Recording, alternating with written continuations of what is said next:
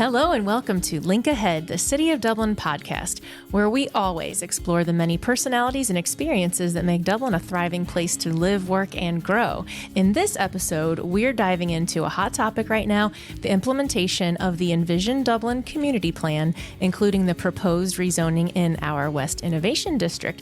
This is a complex topic, and a podcast is the perfect platform to dig into the details, Bruce. Absolutely, Lindsay. We are all about transparency in Dublin, so we wanted to get it all on the record, the opportunities, the concerns, and everything in between, so you can hear from city staff directly about where we've been and what's ahead. I think we have another first here in that we have 3 guests joining us today, and they're all repeat guests, friends of the show. Jenny Rausch, Community Planning and Development Director, Jeremiah Gracia, Economic Development Director, and Jeannie Willis, Transportation and Mobility Director. Welcome back to all of you. Hi. Hello. All right, first a little backstory. Jenny, let's start with you because this is kind of a full circle moment. We actually kicked off the Envision Dublin community input process with a live podcast back in April of 2023. You joined us again last season for an update, and now here we are again.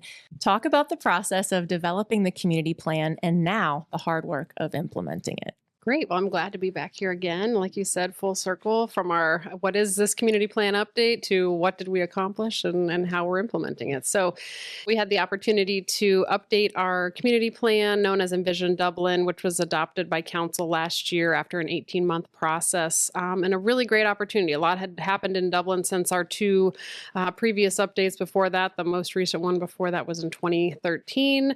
We had the opportunity to do our Parks and Rec Master Plan update, our economic development strategy, housing study. So there were a lot of things that we had looked at and investigated that we really wanted to include as part of this update to the community plan. This really provided us with that opportunity to incorporate all that, and again, engage our community as well and really help make sure that we are representing what the community wants moving forward. So we're starting this implementation process in the West Innovation District. Jeremiah, can you just explain what the West Innovation District holistically is? So the West Innovation District is in fact the western gateway into our city. And as Dublin has grown, this is the largest tracts of undeveloped land in our city.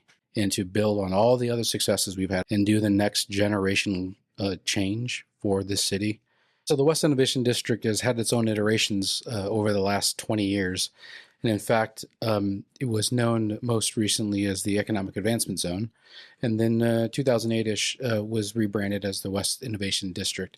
The district itself at one point was home to the Dublin Entrepreneur Center, which is now home to the Ohio University College of Osteopathic Medicine. And so when OU decided to make that investment in Dublin, we had to relocate the Entrepreneur Center. That investment by the College of Osteopathic Medicine really kickstarted what the West Innovation District is today. And so from there, we've had Nestle Corporation, Nestle Quality Assurance Center has expanded a couple times, which is just south of the OU campus. Obviously, the OSU Wexner Medical Center is there today. And then obviously the city itself purchasing the Sports Ohio facility and the next future that holds for us in creating a premier sports complex in the city and specifically in West Innovation District. So part of the plan calls for this rezoning. Let's dive into that. Jenny, we are talking about 9 parcels and 370 acres. Talk about where the land is exactly and how it's currently zoned. The properties are located in the western portion of the West Innovation District, geographically south of Shire Rings Road, west of Cosgray Road, and on both sides of the CSX railroad tracks, and include 9 parcels, 2 of which the city owns, and the rest are owned by private landowners. As part of the community plan update, one of the guiding land use principles specifically designates land adjacent to railways for development that supports long-term economic vitality. And when we're looking at a rezoning application, we're looking at what are those future land use recommendations within the plan and making sure that those align with those recommendations. So that's how we use the plan every day. And any rezoning, including this one that's before council, we really want to make sure there's alignment because we went through that significant 18-month process and looking at and evaluating all the land uses, not just within the West Innovation, but citywide. So that really helps guide our recommendations and development into the future. So these are all currently zoned rural, you said. And Jeremiah, I know you've had conversations with those property owners, and we're not really hearing from those so much in the public conversation, but what's a little bit about what you're hearing? So many of those property owners have had property there since the mid 70s and 80s. And, they're looking like anyone else. Those farms have higher and better uses in their opinion, and they have their rights to sell that property as they wish. And certainly with our Envision Dublin Plan, they saw the vision of the future development and agreed in writing to say, yes, I'm willing to place my property into that rezoning effort and realize the highest and best use that otherwise is just here today that I've owned for some 50 years, of 1974 to 25, and that's a long time. And we respect their decision, and we have to balance their private owners' rights with the residents' concerns and questions, and understand that's why it's important to have sort of this matrix and guide that we have with Envision Dublin and land use to understand how we make decisions in a consistent manner. Otherwise, we are essentially making decisions kind of like on a scatter plot, and there's no rhyme or reason to it. And so this decision, as we looked at for land use, is not one we take lightly, and understand that all the certain requests, and more importantly, each individual property rights need to be taken into consideration as we work through this process. So in terms of those uses, I know that you've already made some changes or recommendations based on the feedback you've heard. When we introduced this ordinance for rezoning to council, we had an initial amendment to the West Innovation District zoning code, and council in April of this year made some initial modifications to particularly related to data centers that were permitted are now considered conditional uses within West Innovation. But again, further dialogue that we've heard from residents as we've gone through this process and looking at how we can make additional modifications. So that could include the elimination of data centers in one or more of the districts. That could be the elimination of other uses or modification to permitted or conditional uses, depending on the intensity of that. So again, we're looking at that as well as adding additional definitions to the code references, clean manufacturing, research development. So helping define that a little bit further, because there's a lot of uncertainty with these broad definitions of what that could include. So we want to be really mindful, again, given this feedback that we've gotten, that are we being really clear about what this use could be? Yeah, let's dig into that a little bit more. Jeremiah, can you maybe talk about what would be a great use for this? I mean, we talk about mixed use development. What are you looking for? What would be, some great options? Most importantly, from our perspective in the economic development world, is we want economic-based employers. They import dollars and cents from outside of the local community or region. Those are economic-based employers, and those folks generally have high growth and high wage positions because they're market driven. The market places the wages for employee retention and recruitment within those types of industries to ensure that they're successful in their craft. So for us, the current permitted land uses are intentional to align with those types of industries. What's really, really important, and I think this is what Jenny is referring to, is that folks want even more certainty in what research and development really means. And maybe one example is this. There is currently a research and development organization in West Innovation District known as Nestle Quality Assurance Center. They're a research and development operation. And that is the challenge not only in Dublin, Ohio, but across the country when you get into zoning code. Because we're trying to balance job readiness and land code and property rights. And you don't know exactly what each project will require, but that's why we have a review process. Because the review process ensures and gives us the opportunity to ask those questions and ensure they're building in all of those important protections into how they're operating their business, the hours, the type of material, the storage, the screening, you name it. Because if we get too prescriptive, you don't get an at-bat. The company just moves on and looks somewhere else. But you're ensuring them with transparency and consistency that you have a process they can follow. That's the dance that we're in right now. We need to balance that with, again, competing property right interests. as well as what the market is calling for and showing us today for development projects. Rezonings are never easy. There's been significant public input, and as always, we want to hear from our residents. Now, City Council has intentionally extended the ordinance hearing process to allow for additional community input.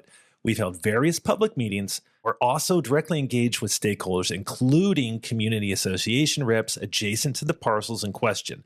Now, let's talk through the concerns that we've heard. Yeah, let's start with traffic. Always a good place to start, right? And this is a good chance to bring in Jeannie and maybe explain the process for public infrastructure improvements during any development process. Traffic studies and the process for building roads is naturally a complex process. The residents rightly understand that the current infrastructure that's in place isn't adequate to be able to accommodate the increase in land uses.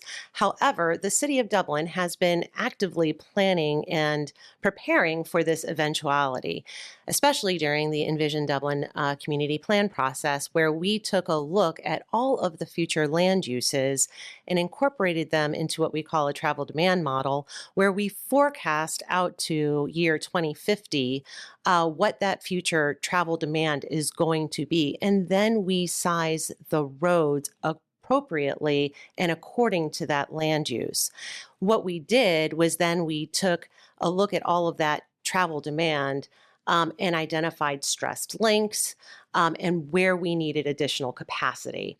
We also understood that we needed that next level down of transportation analysis and we have that primary roadway network established, but then we needed to take a look at the secondary and tertiary roadways, verifying what we learned through the Envision Dublin process, and we are accordingly looking at how all of the transportation and the network all fits together so that in the end we have a system that works. Now, just for clarification, any development would happen after rezoning and go through a public process, correct? That is right. That's absolutely correct. So any current or future development has to submit an application through the administrative review team.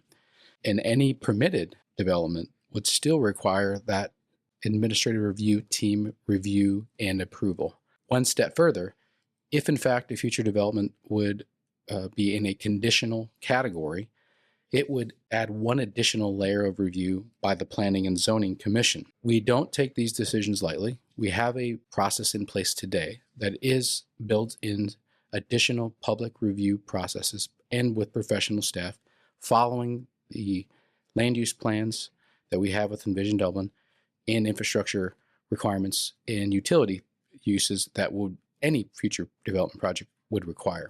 It's also important to note that we take the recommendations that we're putting forward are in furtherance of the economic development strategy that was adopted in October of 2023.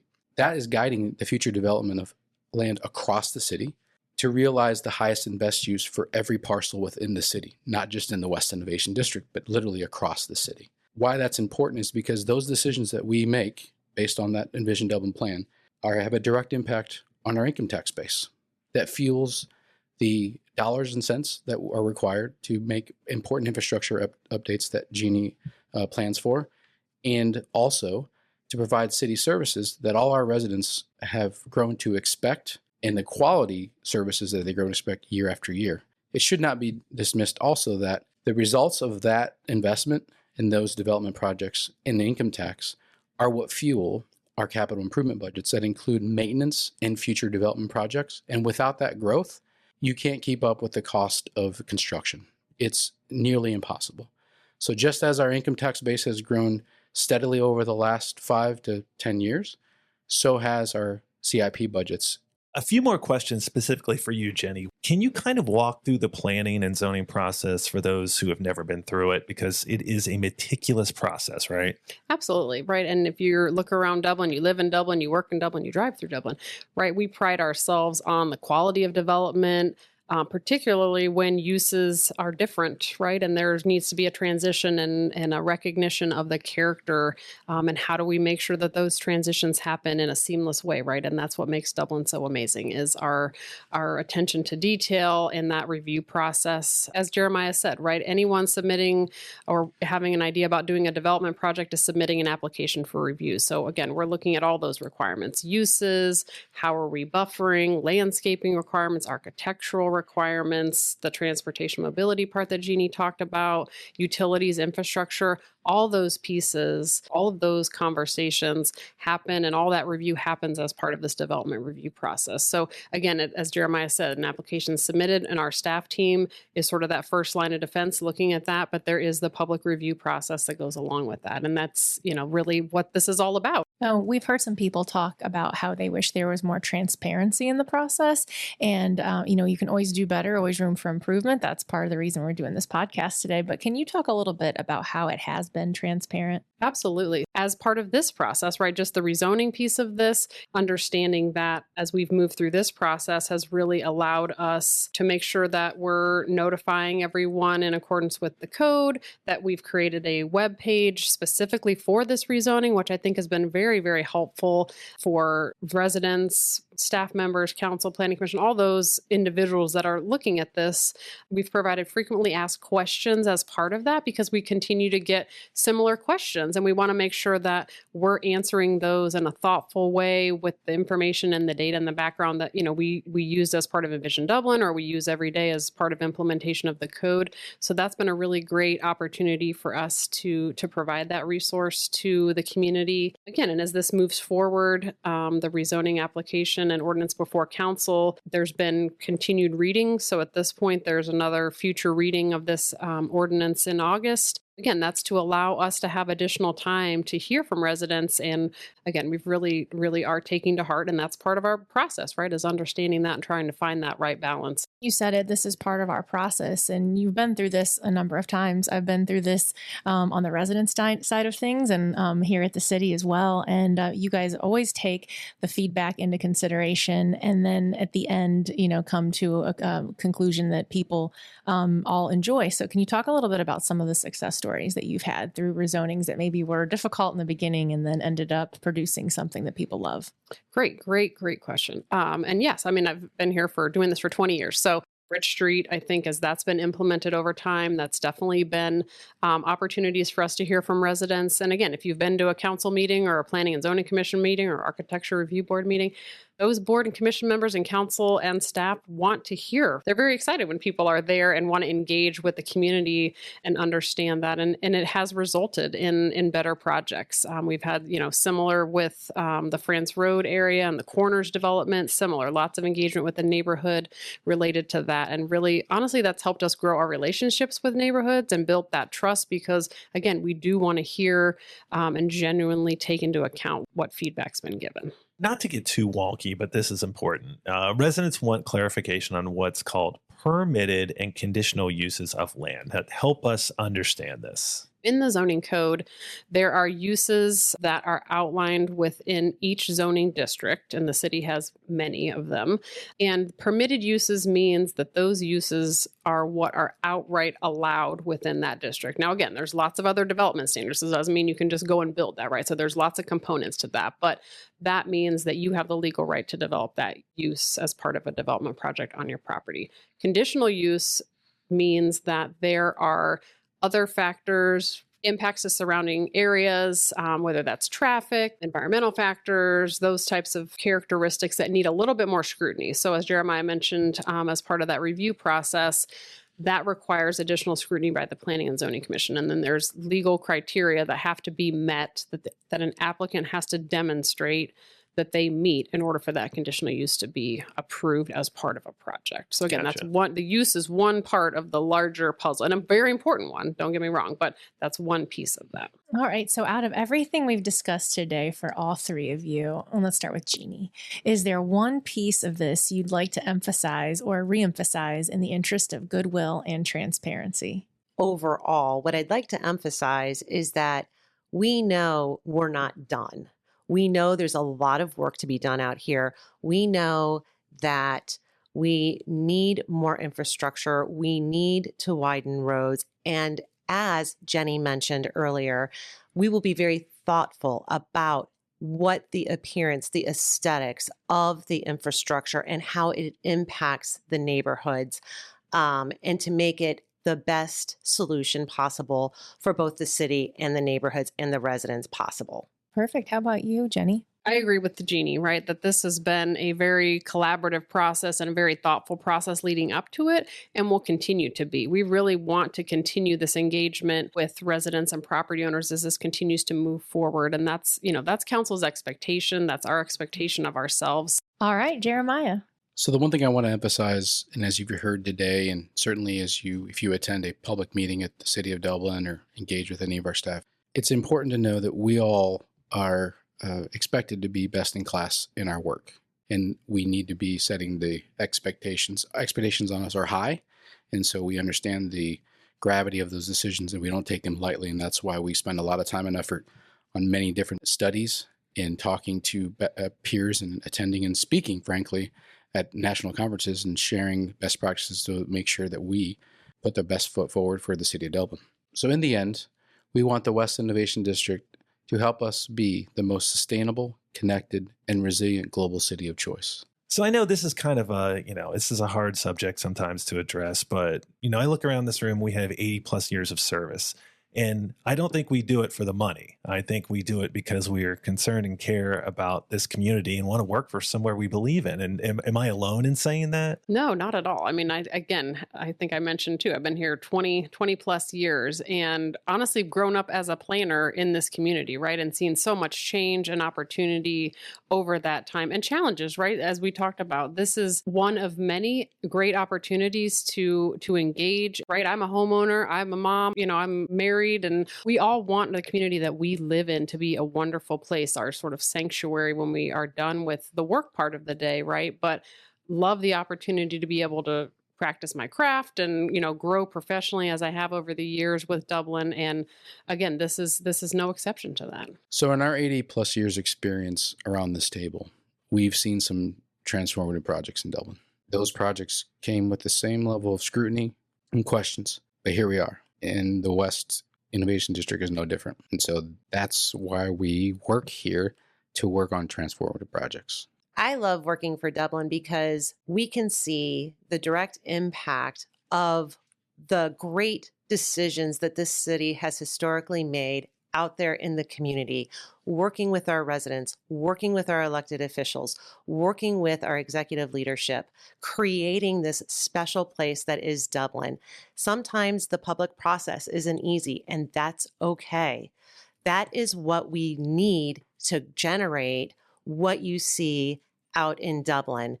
That's what creates the truly special place. Jenny, Jeremiah, Jeannie, thank you for your public service and your insights and expertise on this very important topic. Thank you. Thanks for having us. Thank you. And this is just a continuation of the conversation. It's not over. We're going to be having meetings all through July.